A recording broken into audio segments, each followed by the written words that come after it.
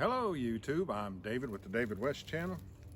Well, today I want to practice a little bit more with some Flint and Steel and my char cloth, and I have plenty.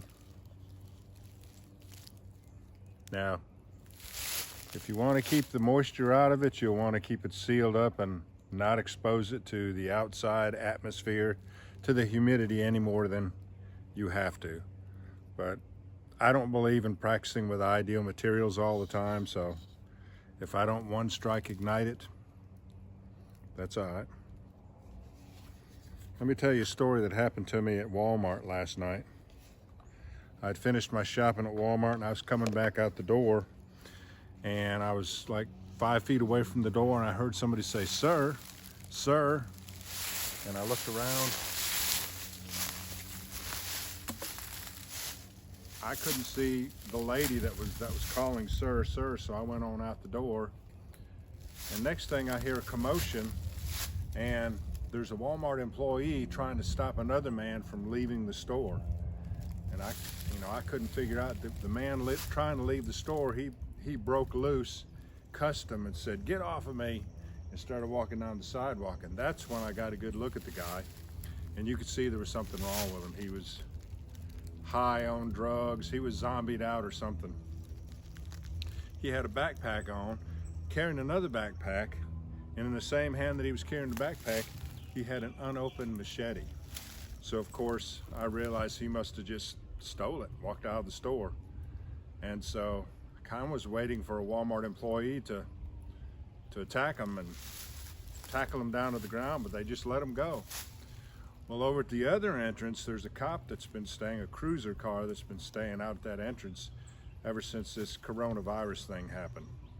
So some people ran all the way down to that cop and said, hey, this guy just walked out with all this stuff, 2 backpacks full of stuff and a machete, and there he goes that way. So the cop takes off, and you could tell, now by this time it was too far away, I couldn't tell what was going on.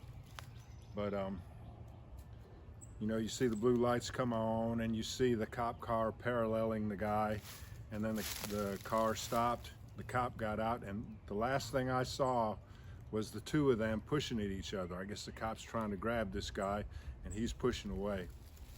So seconds later, you hear sirens going, and so another cop car comes down the road, zooms into the parking lot, puts his lights on, jumps out of the car and runs over to where now I can't see what's going on anymore. They're too far away. And he runs on over to where the commotion is happening.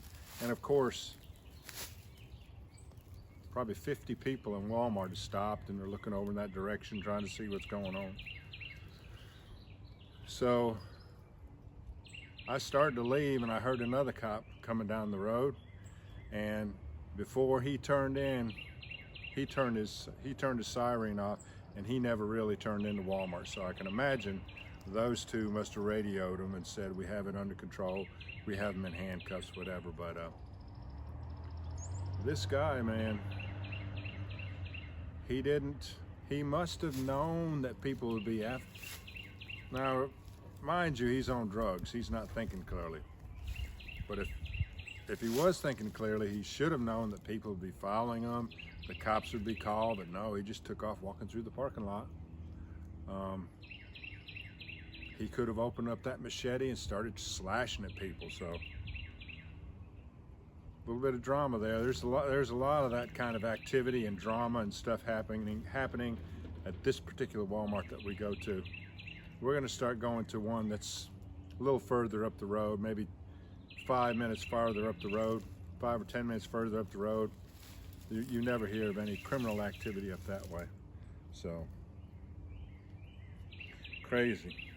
All right, got my piece of chert here, and I still see lots of good sharp edges on it. All right, and here's the steel that we used. We put that new longer lanyard on there yesterday, and here's the chart cloth we'll use.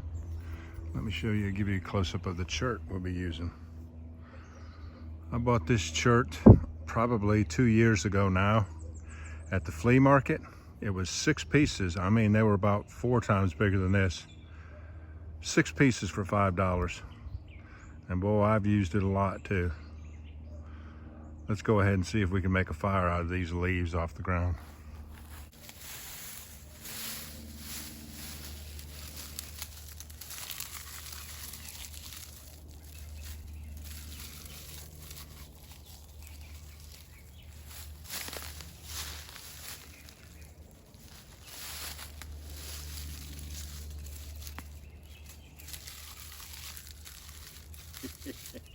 These leaves are very wet,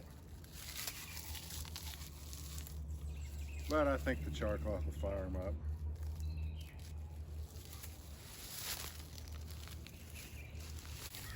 All right, let's try that.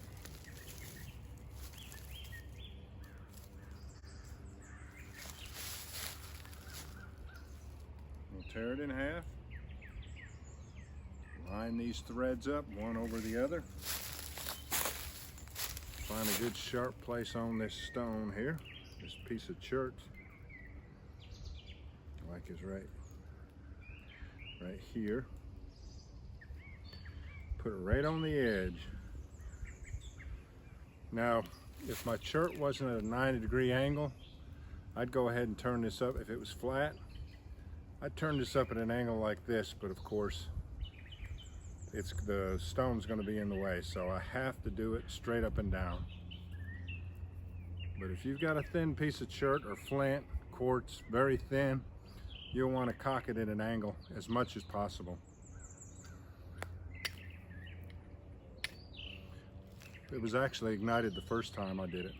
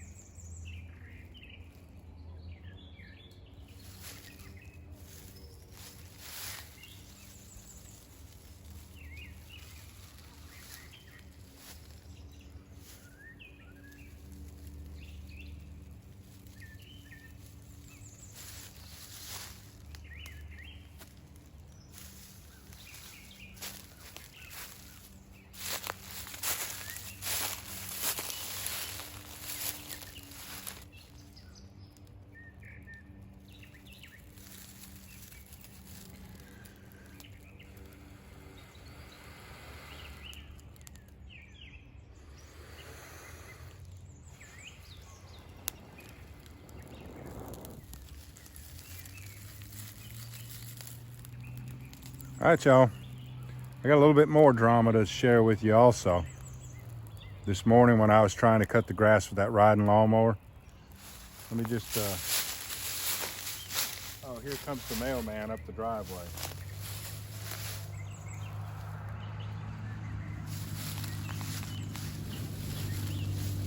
Let me just show you that as the parting footage of me having to struggle with that riding lawnmower, and show you some time-lapse video. All right, y'all. I appreciate you joining me on this one. We'll catch you on the next one.